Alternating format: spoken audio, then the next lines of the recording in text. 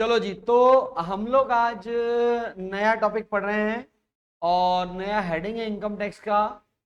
That is PGBP. PGBP का मतलब profit and gain from business and profession. तो that is the profit and gain from business and profession. तो भैया business and profession से आप जो भी प्रॉफिट कमा रहे हैं या कोई भी गेन कर रहे हैं, तो वो सारा जिस हेडिंग में टैक्सेबल होता है वो होता है आपके पास PGPP head, profit and gain from business and profession. ठीक है, मैक्सिमम। हाँ, चलिए, वो मेरे को पता नहीं यार, वो पूछ लेना कितना बड़ा है। ठीक है, चलिए। तो पीजीपीपी हम लोग पढ़ रहे हैं, इधर ध्यान दें आप। तो यानी कि आप या तो क्या कर रहे हैं, किसी तरह का बिजनेस कर रहे हैं, या फिर आप किसी तरह के प्रोफेशन में। बिजनेस का मतलब क्या है कि आप कोई गुड्स या तो सेल कर रहे हैं, परचेस करके सेल कर रहे हैं, एक ट्रेडर हैं, या फिर आप मैन्युफैक्चरर हैं, गुड्स को बना के बेच रहे हैं। प्रोफेशनल वो जो लोग अपने लिए क्या करते हैं, सर्विस प्रोवाइड करते हैं, जैसे इंजीनियर है, टीचर है, सीए हैं, ये सब डॉक्टर्स हैं, ये सब कौन है, ये सब प्रोफेशनल्स हैं। तो profit and gain from business and profession, अगर आप किसी भी चीज का बिजनेस कर रहे हैं, किसी भी प्रोफेशन में हैं, आप सर्विस प्रोवाइडर हैं, सर्विस प्रोवाइड कर रहे हैं, तो आपको जितनी इनकम मिलेगी वो इनकम किस में टैक्सेबल होगी, वो इनकम टैक्सेबल होगी इस हेड के अंदर। समझ में आई बात आपको? देखिए, यहाँ जब हम लोग इनकम निकालने की बात करते हैं, तो अब एक बात बताओ, मान लो आप कोई बिजनेस कर रहे हो, तो बिजनेस का प्रॉफिट आप कैसे निकालोगे, बताओ मुझे। आप एक बिजनेस कर रहे हैं, तो बिजनेस का प्रॉफिट आप कैसे कैलकुलेट करेंगे, बोलो। कैसे कैलकुलेट करोगे बिजनेस का प्रॉफिट? बोलो बोलो बोलो बोलो बोलो। जिंदगी में कभी फाइनल अकाउंट बनाया क्या? बनाया फाइनल अकाउंट? फाइनल अकाउंट में आपको क्या सिखाया सिखाने वाले ने? यही सिखाया ना कि भाई, हाँ यही सिखाया है कि फाइनल अकाउंट बनाते हैं और वहां से प्रॉफिट निकालते हैं। फाइनल अकाउंट में एक्चुअली बताया आप करते क्या हो, आप कुछ भी नहीं करते हो यार। आप है ना, आपकी सेल्स यानी कि आपका जो रेवेन्यू होता है और जो आपके एक्सपेंस होते हैं उसको कंपेयर कर लेते हैं। तो अपनी रेवेन्यू और अपने एक्सपेंस को कंपेयर कर लो। कंपेयर करने के बाद जो नेट रिजल्ट बचेगा वो होगा आपका प्रॉफिट। तो ध्यान रखिए, यहाँ जब हम लोग क्वेश्चन सॉल्व करेंगे, या अगर मैं बात करूँ कि यार हम लोग इनकम कैसे कैलकुलेट करके दिखाते हैं, तो ध्यान रखिए, अगर आपका जो क्वेश्चन है वो किसी प्रोफेशनल पर्सन का है, यानी कि किसी डॉक्टर का है, किसी सीए वगैरह का है, तो आप यूज करेंगे कौन सा मेथड? आप यूज करेंगे डायरेक्ट मेथड। ठीक है बेटा, कौन सा मेथड यूज कर रहे हैं आप? डायरेक्ट मेथड आप यूज करेंगे। ठीक है, अब बात आती है, बोले सर डायरेक्ट मेथड क्या होता है? डायरेक्ट मेथड बहुत सिंपल होता है, डायरेक्ट मेथड में कोई टेंशन नहीं है। और आपके लिए अच्छी बात यह है कि डायरेक्ट मेथड के क्वेश्चन काफ़ी आते हैं एग्जाम के अंदर। ठीक है, ये चैप्टर अच्छे से जरूर सीखिएगा, क्योंकि आगे जाके एक चैप्टर आएगा आपका असेसमेंट ऑफ फर्म। 16 नंबर का एक ही चैप्टर है, असेसमेंट ऑफ फर्म। और वो असेसमेंट ऑफ फर्म जो है वो इस चैप्टर से कनेक्टेड है सीधा। ठीक है, तो पीजीबीपी भले ही खुद 16 नंबर का आए नहीं आए, क्योंकि पीजीबीपी के साथ हाउस प्रॉपर्टी है। मान लो हाउस प्रॉपर्टी आ गया 16 नंबर का प्रैक्टिकल, इसका थ्योरी आ गया, तो इसकी कहानी तो खत्म होगी। लेकिन इससे जुड़ा हुआ है असेसमेंट ऑफ फर्म। हालांकि उसमें एक चैप्टर और है उस यूनिट में, एओपी बीओआई भी है एक चैप्टर, लेकिन उसमें 3-4 क्वेश्चन ही है। मेन जो चैप्टर है वो असेसमेंट ऑफ फर्म है। चलिए, बात करेंगे डायरेक्ट मेथड की। डायरेक्ट मेथड में इनकम कैसे कैलकुलेट की जाती है? बिल्कुल सिंपल है बेटा। इनकम कैलकुलेट करने का तरीका क्या, या मैं बोलूं कि भाई प्रॉफिट निकालने का तरीका क्या, तो जो भी आपकी बिजनेस की क्या है, सॉरी प्रोफेशन की क्या है, इनकम है। जैसे मान लो आपको किसी डॉक्टर की इनकम सॉल्व करने के लिए कहा गया कि भाई डॉक्टर है, निकालो इसकी इनकम कितनी है। तो आपको क्या होगा ना, वो एक कैश बुक वगैरह या पीएनएल कुछ भी आपको दे सकता है। आपको उसमें देखना है कि डॉक्टर की इनकम कहाँ कहाँ आएगी। तो मान लो डॉक्टर है, तो डॉक्टर की इनकम में पता है एक तो क्या आता है, एक तो आता है विजिटिंग चार्ज। ठीक है, एक आता है कंसल्टेंसी चार्ज, क्योंकि डॉक्टर का काम ही क्या है, डॉक्टर का यही तो काम है, या तो वो हॉस्पिटल में विजिट करता है या वो कंसल्टेंसी देता है। दो जगह से कमाई होती है, मैं एज एन एग्जांपल इसको बता रहा हूँ। तो या तो विजिटिंग फीस आपकी इनकम होगी, क्या? नहीं, कंसल्टेंसी अलग होती है। आप डॉक्टर को ओपीडी में दिखाने जाते हो, कंसल्टेंसी फीस है। आप एडमिट हो, डॉक्टर आपको देखने आता है, विजिटिंग फीस है। दोनों अलग अलग होते हैं। हाँ, नहीं वो बंद हो गया आजकल, हम लोग फालतू बात नहीं करते क्लास में, एमआर कमीशन देता है नहीं देता है। चलो, तो विजिटिंग फीस, कंसल्टेंसी फीस। इसके अलावा आपने देखा होगा कुछ डॉक्टर ऐसे होते हैं, जैसे मान लो कुछ कोई होम्योपैथिक टाइप का डॉक्टर है ना। ऐसे में होम्योपैथिक भी अच्छे होते हैं डॉक्टर, ऐसा नहीं है, आयुर्वेदिक डॉक्टर भी अच्छे होते हैं। देखो, जिसका इलाज लग जाए वही अच्छा है अपने लिए। तो आपको मैं ये बताना चाह रहा हूँ कि कुछ डॉक्टर ऐसे भी होते हैं जो साथ में अपनी दुकान में दवाइयाँ भी बेचते हैं, है ना। जैसे मान लो सका भाई दिखाने के 100 रुपए, है ना, और दवाई के 50 रुपए, बोले टोटल 150 रुपए दे दो आप। तो इसका मतलब ये है कि अगर वो कोई मेडिसिन वगैरह बेचेंगे तो वो भी यहाँ ले लो आप। सेल ऑफ मेडिसिन, देखो सेल ऑफ मेडिसिन में ऊपर ले रहा हूँ, ऐसा नहीं है कि मेडिसिन को बेचने पे जितना पैसा मिला पूरी कमाई है। आप लॉजिक समझो, डॉक्टर ने आपको चेक किया, नब्ज देखी, दवाई लिखी, 100 रुपए कमाई, बिल्कुल पूरी कमाई है, सूखी कमाई, कुछ लगा थोड़ी ना। लेकिन अगर उसने आपको दवाई दी है और उसके वो 50 रुपए ले रहा है, तो क्या वो 50 रुपए पूरी उसकी कमाई है क्या? उस दवाई की कुछ कॉस्ट भी तो होगी ना। तो हम क्या करेंगे, अभी नीचे एक्सपेंस लिखेंगे, वहां लिखेंगे हम लोग मेडिसिन कंज्यूम, तो कॉस्ट तो नीचे आ जाएगी और दवा को बेचने से मिलने वाले पैसे। ठीक है। इसके अलावा आपको अगर आपके प्रोफेशन की वजह से कोई भी इनकम और मिल रही है, जैसे मान लो आपने किसी पेशेंट को बढ़िया कर दिया तो पेशेंट खुश हो गया और आपको एक मोबाइल दे गया कि सर ये मोबाइल मेरी तरफ से आपके लिए, आपने मेरी जान बचाई है, दे देते हैं। अपन तो कंजर है, अपन देते नहीं किसी को, है ना, पर लोग देते हैं कई बार, जो बड़े बड़े करोड़पति होते देते, बोले यार बढ़िया डॉक्टर है, तो दे दी। तो अगर आपको अपने प्रोफेशन की वजह से कोई गिफ्ट वगैरह भी मिल रहा है, प्रोफेशन की वजह से मिलना चाहिए। तो मान लो मैं आपको पढ़ा रहा हूँ, आपकी अच्छी नौकरी लगी है, आपने कहा सर ने इनकम टैक्स बहुत बढ़िया पढ़ाया था यार, इसलिए मेरी नौकरी लगी है, लो सर पहले महीने की तनख्वाह आप लो। अगर ऐसा हो गया चमत्कार मेरी जिंदगी में, आज तक तो नहीं हुआ 20 साल में, कोई टके का कुछ भी नहीं लाया, है ना। हाँ ये जरूर है, पुराने बच्चे आते हैं, मिलते हैं, ब्लेसिंग लेते हैं, हमारे लिए वही बहुत है। पर अगर आप में से अंदर का कोई इंसान किसी का जाग जाए कि नहीं यार इस मास्टर ने पढ़ाया था, पैसे तो लिए थे पर बढ़िया पढ़ाया था और उसकी वजह से हमें नौकरी लगी, ऐसा आपको कभी लगे तो आप आ सकते हो मेरे पास, मना ही नहीं है, मैं गिफ्ट ले लूंगा, आप देके तो देखो ना मेरे को, चलिए ठीक है। तो अगर कोई भी गिफ्ट, ध्यान रखना बेटा, है ना, क्यों मिला है, बिकॉज ऑफ द प्रोफेशन। मतलब ऐसा नहीं कि यार दोस्त आपस में गिफ्ट दे रहे हैं तो वो कमाई, ऐसा नहीं। मेरी बीवी ने मेरे को गिफ्ट दिया, वो इसमें नहीं आएगा, वो इनकम फ्रॉम अदर सोर्सेज में आएगा। ठीक है। तो अगर कोई भी गिफ्ट वगैरह आपको मिल रहा है तो वो भी इसके अंदर, ये तो क्या हुआ, इनकम। लेकिन इनकम में से कुछ चीजें माइनस भी तो होती ना। मान लो डॉक्टर साहब ने क्लिनिक खोल रखा है, तो क्लिनिक खोल रखा है, वहाँ कंसल्टेंसी देते हैं, शाम को क्लिनिक में बैठते हैं, लेकिन वो दुकान तो किराए की है। यानी कि मैं क्या कहना चाह रहा हूँ बेटा, इनकम को कमाने के लिए क्या करना पड़ता है, खर्चे भी तो करने पड़ते हैं ना। तो मान लो डॉक्टर साहब हैं, वहाँ छोटे मोटे सर्जिकल इक्विपमेंट भी लगा रखे हैं, तो उन पर डेप्रेशन भी लगता होगा, किराया भी है। मान लो कोई अपने अंदर कोई कंपाउंडर वगैरह लगा रखा है पट्टी वट्टी करने के लिए, तो उसको सैलरी भी आप दे रहे होंगे। कोई अकाउंटेंट लगा रखा है कि यार हिसाब किताब रख लिया कर, उसको भी तनख्वाह दे रहे हो। ठीक है। तो या अभी अपन ने ऊपर बात करी थी मेडिसिन की, तो मेडिसिन भी आपको काम में, ध्यान रखना यहाँ पर एक्सपेंसेस में मेडिसिन परचेज नहीं आता। मेडिसिन परचेज के लिए क्या आता है बेटा, आपका आएगा cost of medicine consume, cost of medicine consume. Cost of medicine consume कैसे निकालते हैं ये भी आपको बता देता हूँ, ये आपने बचपन में सीखा होगा। मटेरियल कंज्यूम निकालना, उसके लिए आप क्या करते हो, ओपनिंग स्टॉक, ओपनिंग स्टॉक में प्लस करेंगे, क्या प्लस करेंगे, परचेज, और क्या माइनस करेंगे, क्लोजिंग स्टॉक। ठीक है बेटा, तो opening stock plus purchase minus closing stock करेंगे, तो हमारे पास क्या आ जाएगा, हमारे पास आ जाएगा बेटा मेडिसिन कंज्यूम, ये आपका मेडिसिन कंज्यूम। तो जो मेडिसिन कंज्यूम है वो आपका होगा, तो वो हमारे लिए एज एन एक्सपेंस यहाँ पर आएगा, कॉस्ट ऑफ मेडिसिन कंज्यूम। ठीक है। इसके अलावा अगर, अच्छा इसके अलावा आप लगाओ दिमाग, क्या आप ही डॉक्टर साहब और आपका क्लिनिक है, तो जरा दिमाग लगाओ, क्लिनिक चलाने में कौन कौन से खर्चे करने पड़ सकते हैं।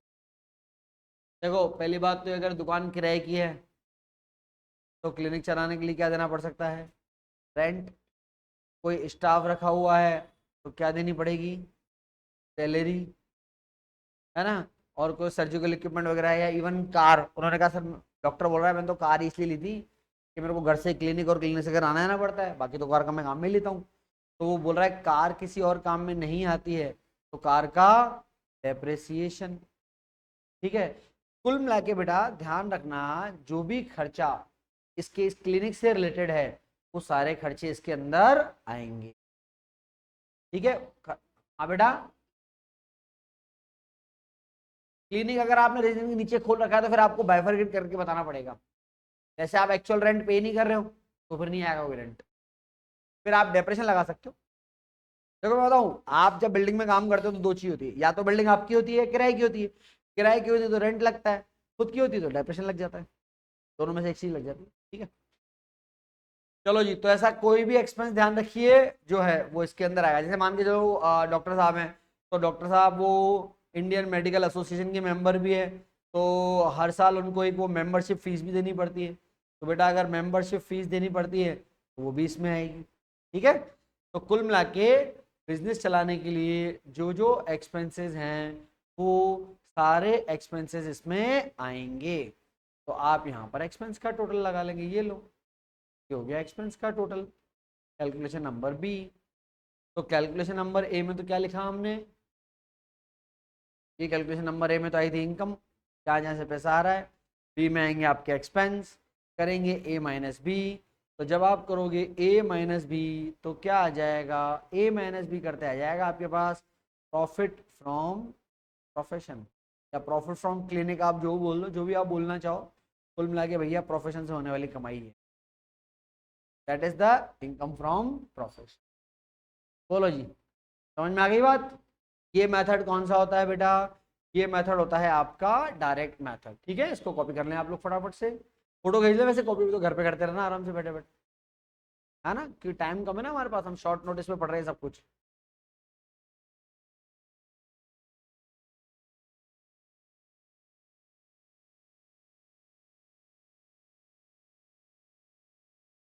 ये ऊपर वाला, ये अभी तो रुक, फिर मेरे को पूरा लिखने देना, मैंने इधर लिखा नहीं ना, फिर खींच अभी तो इसका फोटो खींच लो आप चाहो तो, यहाँ तक का, यहाँ तक खींच ले डायरेक्ट मेथड का।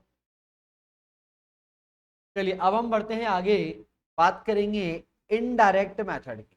ठीक है, ये आपका नेक्स्ट लोग पढ़ेंगे कौन सा मेथड, इनडायरेक्ट मेथड। देखो बेटा, इनडायरेक्ट मेथड जो है, इनडायरेक्ट मेथड नॉर्मली किसके काम में आता है, इनडायरेक्ट मेथड काम में आता है जिनका चलता है क्या, बिजनेस। तो जो बिजनेस वाले लोग होते हैं ना, उनके लिए नॉर्मली कौन सा मेथड काम में आता है, इनडायरेक्ट मेथड काम में आता है। ठीक है। चलिए, तो मैं थोड़ा सा इधर बढ़ा देता हूँ आपका। देखो, जो बिजनेसमैन होता है ना, वो बिजनेसमैन क्या बनाता है, कैंडल बनाता है, कैंडल ही बनाता है और कुछ बनाता है, कैंडल ही बनाता है। तो मैं एक बिजनेसमैन का ट्रेडिंग तो पहले बनेगा ही सही, है ना, मैं सीधा आपको पीएनएल बना के दिखा देता हूँ।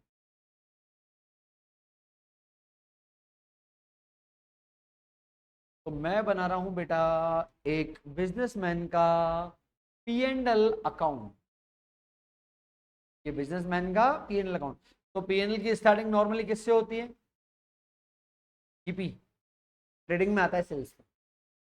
अगर मैं ट्रेडिंग, हाँ, अगर मैं ट्रेडिंग में बनाऊंगा, ट्रेडिंग तो पहले ही बना हुआ रहता है, आपका क्वेश्चन पीएनएल से स्टार्ट होता है इसमें, अगर कभी आया तो कोई दिक्कत वाली बात नहीं है। भाई ट्रेडिंग में क्या आता है, sales, closing stock, opening stock, purchase, direct expense, और उसके बाद आ जाएगा आपका। तो पीएनएल में हमने क्या लिखा, हमने लिखा जीपी। ठीक है। अब मान लो आपके यहाँ कुछ एम्प्लॉय काम कर रहे हैं, कोई एम्प्लॉय काम कर रहे हैं, तो टू सैलरी, आप किराए की बिल्डिंग में है तो टू रेंट, किराया चुका रहे ना आप। चलिए, एक मैं लिख रहा हूं डोनेशन,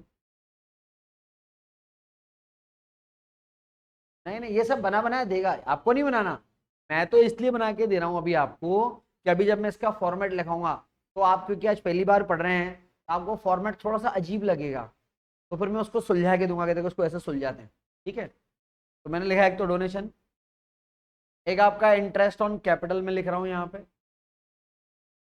इंटरेस्ट ऑन कैपिटल। एक मैं इधर लिख रहा हूं बाय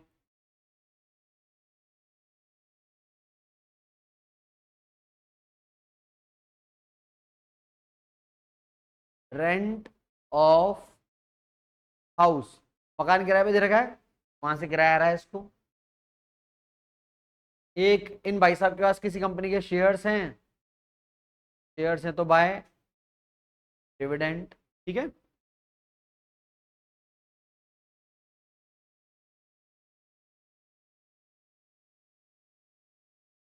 चलो भाई ठीक है। तो बैलेंस करेंगे तो बैलेंसिंग वगैरह में क्या आता है, नेट प्रॉफिट आता है सर, टू नेट प्रॉफिट। ठीक है,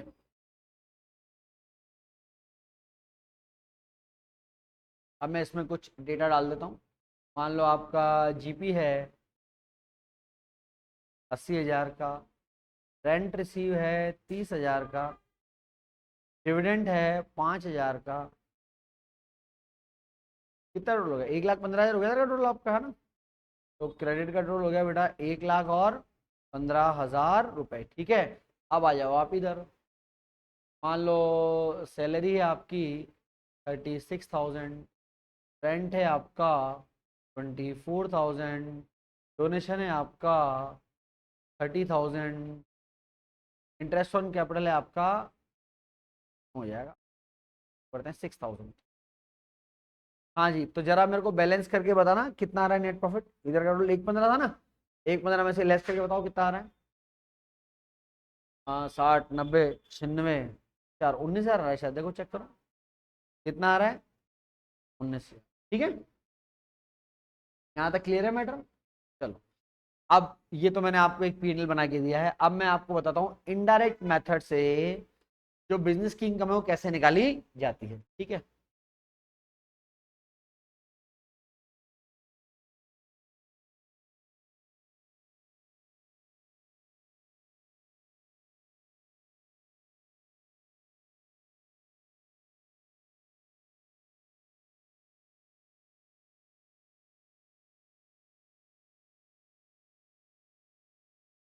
देखो पहले मैं फॉर्मेट लिख रहा हूँ, आप चाहो तो मेरे साथ साथ फॉर्मेट लिख लो, फिर मैं समझा दूंगा। फॉर्मेट में वैसे कोई बहुत ज्यादा आइटम नहीं है, पर 3-4 आइटम है ना, वो आपको लिखने पड़ेंगे।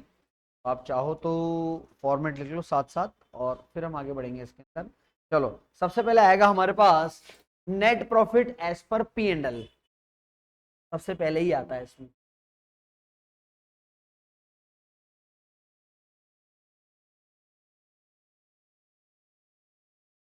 Net profit as per P and L. ठीक है, अब इसमें देखो पहला आइटम जो आपको ऐड करना है, क्या ऐड करना है भाई, इसमें मुझे ऐड करना है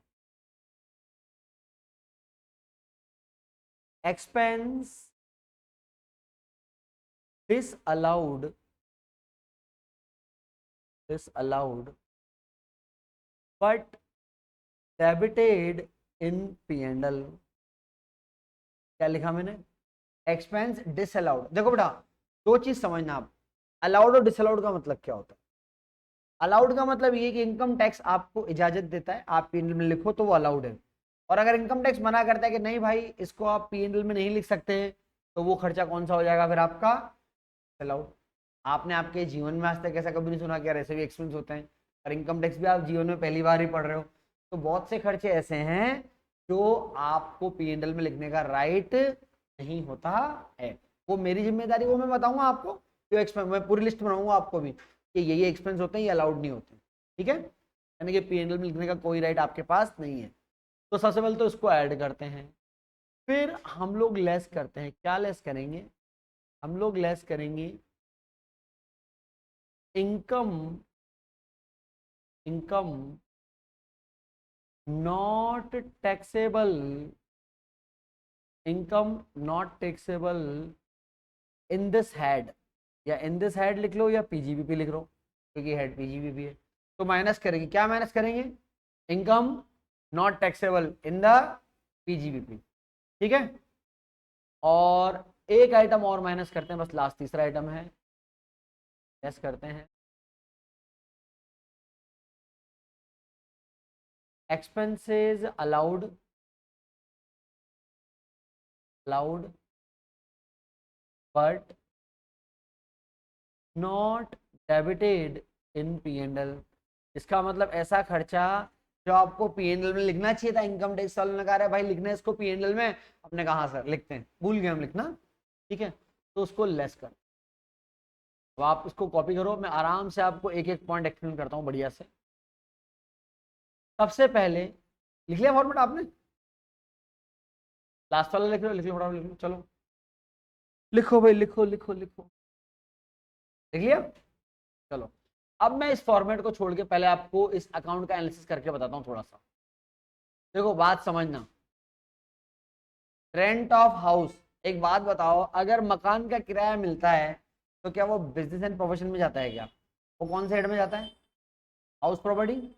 इसका मतलब ये जो आपने यहाँ P&L में 30,000 लिखे हुए हैं बेटा, क्या ये इनकम हाउस प्रॉपर्टी की है?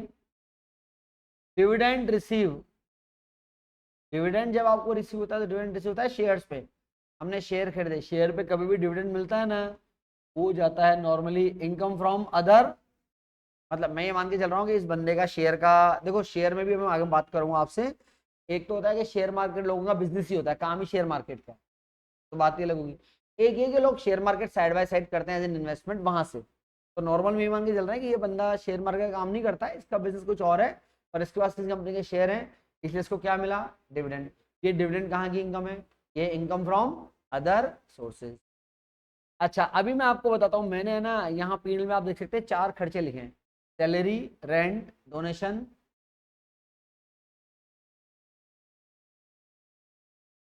तो 12th में था ना लास्ट को। हाँ बोल, क्या कह रहा है? मैं फ्री कब हूँगा? गौरव सर रहना सामने, बात कर लेगा उनसे, है ना, और फिर कोई काम हो तो मेरे को बता दो। हाँ जी, तो मैंने यहाँ पर 4 एक्सपेंस लिखे हैं। अभी मैं आपको इसमें बताता हूँ, इनकम टैक्स के रूल में भी आगे पढ़ाऊंगा, तो इसमें दिमाग मत लगाना आप। इनकम टैक्स के हिसाब से डोनेशन और इंटरेस्ट ऑन कैपिटल को P&L में नहीं लिखा जाना चाहिए, ठीक है। मैं फिर बोल रहा हूँ, अभी आप दिमाग मत लगाओ, मैं आपको बताऊंगा कौन कौन से एक्सपेंस इसमें आपको नहीं लिखने चाहिए। तो अभी तो मैंने आपको ये बता दिया कौन कौन से एक्सपेंस नहीं लिखनी चाहिए थे, डोनेशन और इंटरेस्ट ऑन कैपिटल, ये दोनों जो है ये डिसअलाउड एक्सपेंस में आते हैं, ठीक है।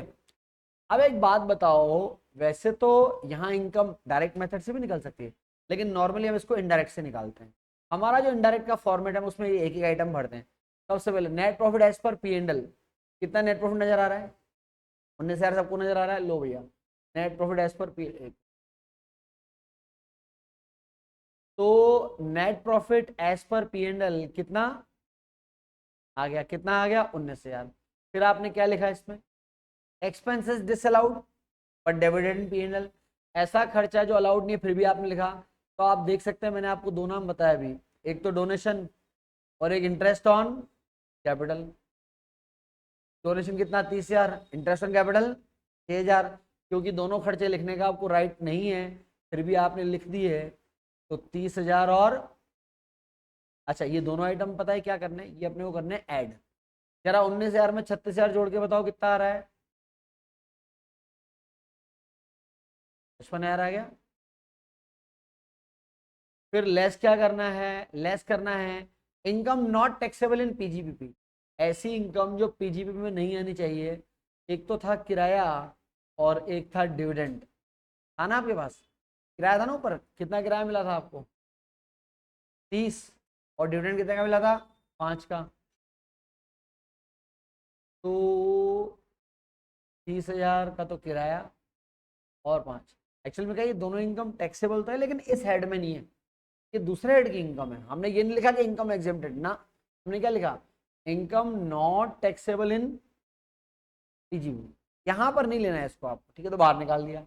अच्छा एक मैंने लिखा है expense allowed but not debited in P&L, मैं अभी इसको एक्सप्लेन नहीं कर रहा हूँ, जैसे मैं चाहूँ तो वो भी पॉइंट डाल सकता हूँ, डाल दो उसको भी, ताकि हाथ तो आपकी सारी बीमारी खत्म ही हो जाए। लो साहब, चलो ये भी डाल देते हैं। मान लो इस P&L के नीचे आपसे कहा गया कि इनकम टैक्स ऑफिसर ने आपको बताया कि भैया आपकी जो एसेट्स है ना, उन एसेट्स पे आपको डेप्रेशन लगाना चाहिए इस साल, कितने का? 4,000 का। हमने कहा हाँ सर, हम तो डेप लगाना ही भूल गए। कोई बात नहीं, लगाना भूल गए तो अब लगा लो।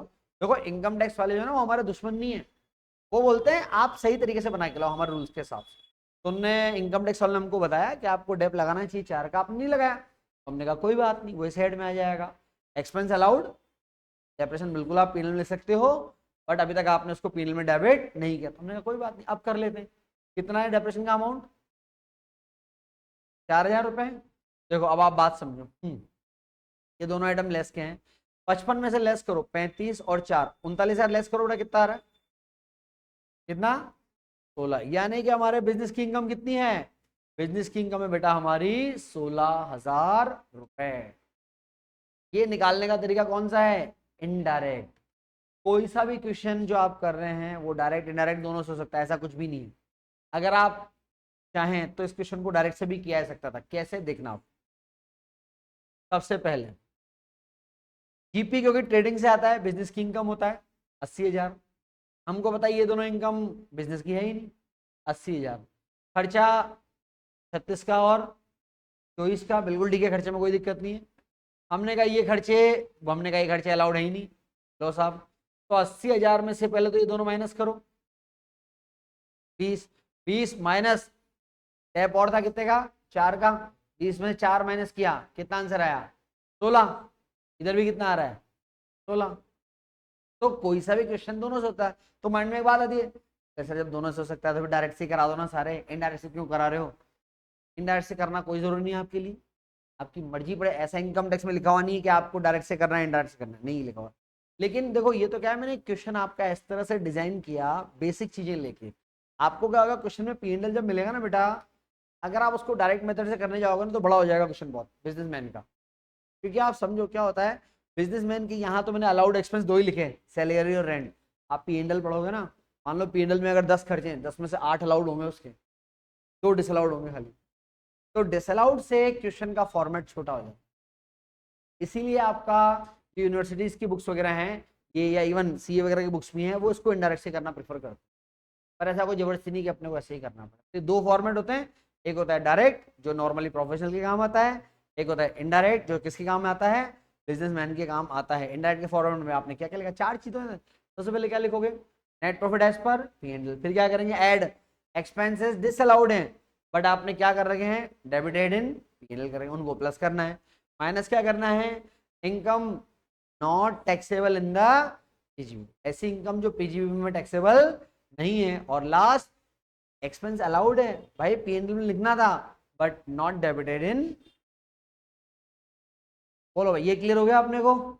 ये 2 फॉर्मेट होते हैं। कोई क्वेरी आपके माइंड में है, कोई डाउट है तो मुझे बता दो, एक डाउट को छोड़ के कि सर ये एक्सपेंस डिसअलाउड का हमको कैसे पता पड़ेगा, क्योंकि ये लिस्ट में भी आपको लिखाने वाला हूं।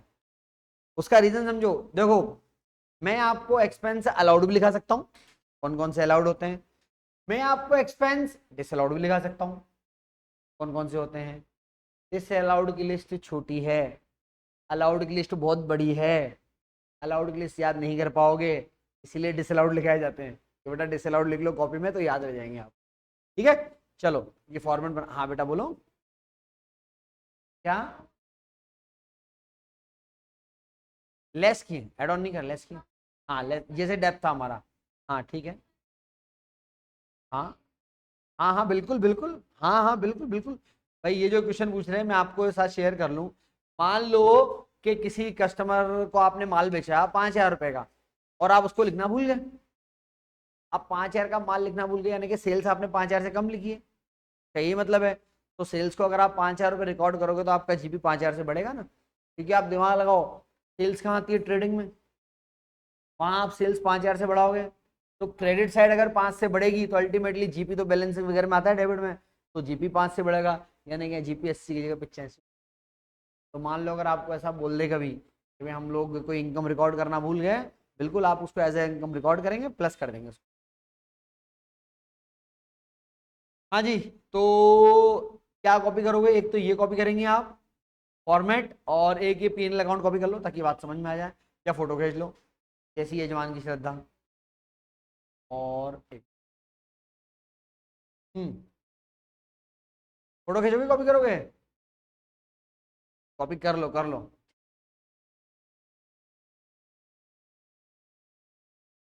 चलो तो मैं एक काम करता हूँ, मैं रिकॉर्डिंग यहाँ क्लोज कर देता हूँ इस वाली क्लास की, ठीक है? आप कर लो।